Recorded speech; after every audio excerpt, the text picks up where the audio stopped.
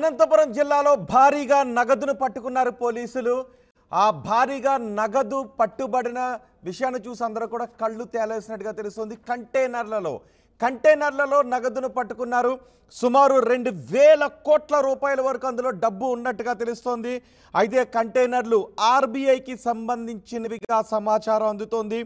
కొచ్చి నుంచి ఈ కంటైనర్లలో 2,000 కోట్ల రూపాయల డబ్బు హైదరాబాద్కి వెళ్తున్నట్టుగా తెలుస్తోంది. రికార్డులను పోలీసులు తనిఖీ చేస్తున్నారు. పోలీస్ ఎస్కార్ట్తో ఈ కంటైనర్లను తీసుకెళ్తున్నారు.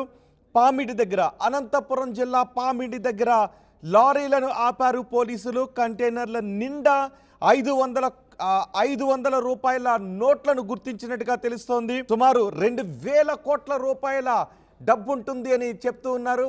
మీరు ఇప్పుడు ఆర్టీవీ స్క్రీన్ పైన చూస్తున్న ఈ కంటైనర్లలో 2,000 కోట్ల రూపాయల ధనాన్ని తీసుకువెళ్తున్నారు.